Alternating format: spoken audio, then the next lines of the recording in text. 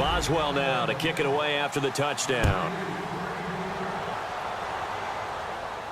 That's fielded in the end zone. And he's able to get it across the 20, but not by much, as he's marked down at the 21-yard line.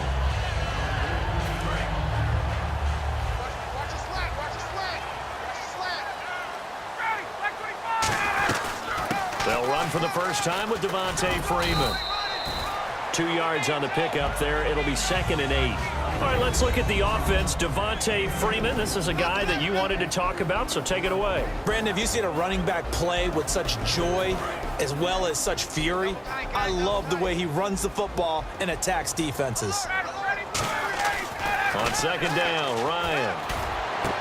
This one complete to Mohamed Sanu. And Brandon, I think Mohamed Sanu had a nice career while he was in Cincinnati, but he really elevated 2016 in Atlanta. The most catches for himself in a single season. 59 of them, 4 touchdowns. Really a nice compliment to Julio Jones, and he was a nice compliment in Cincinnati. I don't want to say he's not a number 1 receiver, but he plays that number 2 slot well, doesn't he? He does, and I think it's because of his versatility. He can play in the slot. He can play out wide. They can use him as a wildcat quarterback. He has thrown passes in the NFL. In fact, going back to his days at Rutgers, I think he threw 18 passes while he was at Rutgers, so you never know what you're going to get when Mohamed Sanu has his hands on the football. And the starting defensive unit here for Pittsburgh. Ryan Shazier ran so fast at his combine that many people thought someone actually ran for him. He's a linebacker who ran sub 4.4, and he uses that speed to make plays all over the field. On 2nd down, Freeman. And he's out of bounds just before the midfield stripe at the 49. And when you watch Devontae Freeman run the football, you can almost close your eyes and hear him running the football, can't you? Because people just scatter. I mean, you know, when he goes through a pile, it moves in a positive direction for him. I just love how hard he plays the game. 1,000-yard season. He had 11 touchdowns last year. In March, 25 years old. So he's kind of hitting that sweet spot for a running back, isn't he? He really is. I still remember the evaluation of him coming out of college. He does everything well, but you weren't sure he had a dominant trait. Well, wrong about that. He's dominant just about everything he does, and I think that he's going to continue to elevate his game and seek a 3rd Pro Bowl in 2017. Alongside Charles Davis, Brandon Gaudin, it's the Falcons in possession to begin quarter number 2. And they're on the move here. They've got it 1st and 10.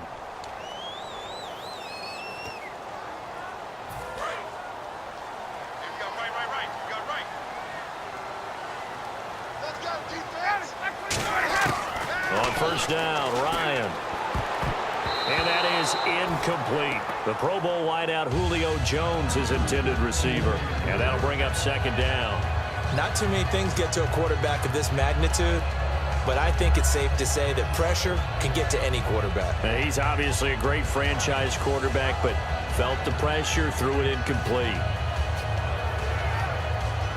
Unable to connect on the 1st down pass play. Now it's 2nd down.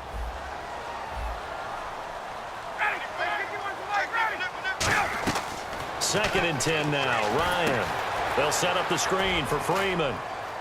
And he is into the end zone for a Falcon touchdown. Devontae Freeman from 13 yards out. And the Falcons are an extra point away from tying the football game. Now Matt Bryant on for the point after. And it's no good. He misses the extra point, and this remains a 7-6 game.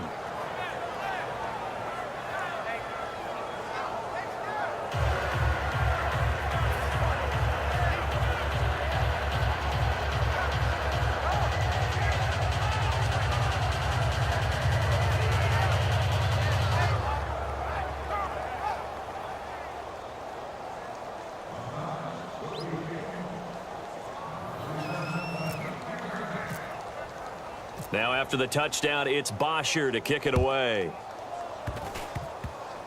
Short kick. One of the up middle take it now. And Pittsburgh getting set to take the field.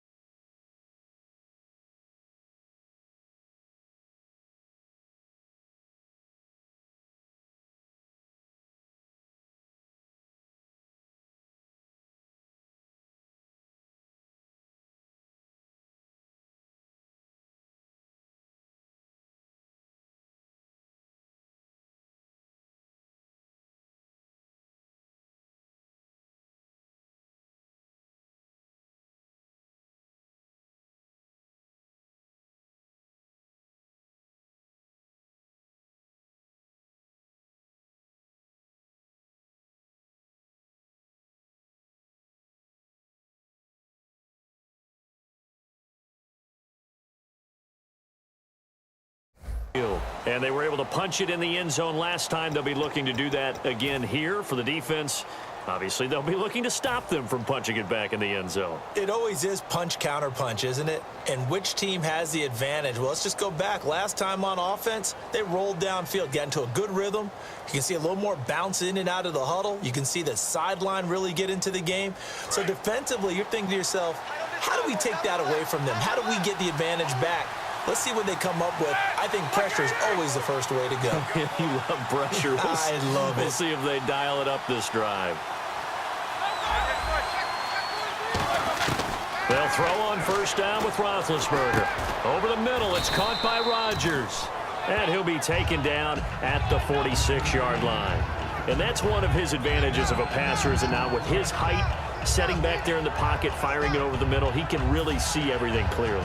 It is, and I know that other quarterbacks get it done different ways, all right? You don't have to be his height to make a great play, but what he does is he takes away having to make those slide steps in the pocket to find angles to throw the ball through. He just throws right over the top of it because he can see everything, and sometimes that saves time and gets the ball to a receiver quicker. Bell, man, he'll be brought down just shy of midfield at the 49-yard line. In 12 regular season games this last year for Bell, averaging over 150 yards from scrimmage.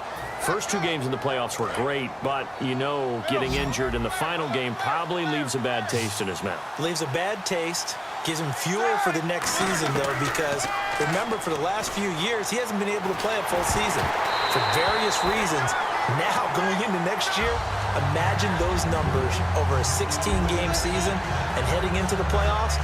Le'Veon Bell can set new records. Little lull in the action here to go over an offseason storyline that's kind of interesting. L.A. a couple years ago, they have no teams, and now they're going to have two with the move from San Diego to L.A. What does that mean for the league and for the Chargers? It seems like an easier transition, doesn't it, than St. Louis when they moved back to Los Angeles. Less culture shock. Less culture shock, less, you know, obviously geography, the whole deal. But it's a transition that still is not going to be easy. Remember, they're going to go play in a soccer stadium, essentially, for at least the first couple of years before they share a stadium with the Rams. So that changes things. Obviously, trying to create an identity in the market they haven't been in a long time. They began as the Los Angeles Chargers, but only played one season as such. Boy, he came in off the edge so quickly there. Look out, because that's exactly what it was being shouted by the offensive lineman to his quarterback, because he had no chance to block him. Looks like the offense is going to take another shot here. They're going on 4th and 13.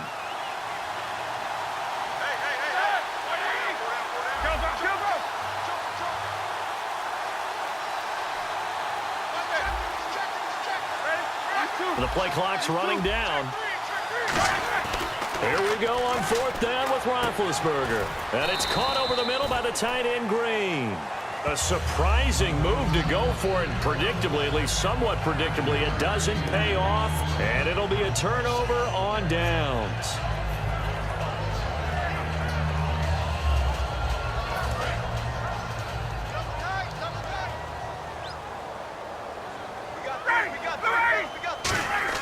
Now a play fake here on first down. He completes it to Julio Jones. That one goes for 36 yards. I know that's their first connection in this game, but you and I both know that Julio Jones is without a doubt his quarterback's favorite target. Oh, yeah, Matt Ryan loves this guy, and who wouldn't? Yeah, and the reason that he's that is because of his dependability. And quarterbacks have to have that from their receivers, meaning they know where they're going to be when they're running certain routes. They don't break them on them. They don't change them up and do their own freelance stuff and put their quarterbacks in bad situations. Matt Ryan has ultimate trust in Julio Jones. I know in every game we do, we talk about momentum. That was a momentum play lost. And now there could be a letdown because they didn't get the interception. Yeah, you could almost hear the collective gasp on the sideline as he could not come up with that football. 2nd and 10. It's Ryan again. Trying to get that in the hands of Devontae Freeman that time. And now it's 3rd down. I remember growing up playing basketball. My coach has always talked about communicating on defense, making sure you talk on defense, know where your screens are, know where the cuts are coming from, who has who. Well, guess what? It's the same thing in football. Even though there's more noise out there, you can hear all the screams of screen, screen. This defense, the bench, everyone let them know what the play was, and that's why they were able to react and knock the ball away.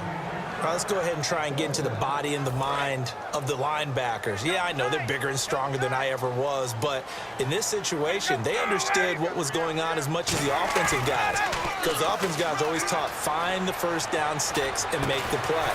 And he's got his star receiver. It's Jones for the Falcon touchdown. Julio Jones, an 18-yard touchdown grab. And the Falcons have taken the lead. Here's Bryant for the extra point. Oh, they flip it to the kicker. He looks like he's going to throw it. And complete on the right side. It's Tammy. And he gets in. Well, no one was expecting a fake there, but they add 2 more onto their lead.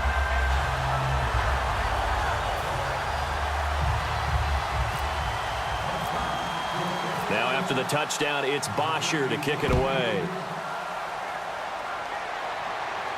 That'll be taken in the end zone. And he'll take this up past the 20 and down at the 22-yard line. The Steelers offense now, they head back onto the field. And last time this unit was out here, costly turnover, and then that turned into 6 points. They've got to make amends. And how many times have we sat in meetings with coaches and they use the term complementary football? Offense take care of the defense, defense take care of the offense. That didn't happen on the last possession. This is a chance for them to pick themselves back up and help their team. Yeah, we'll see if they can recoup and recover.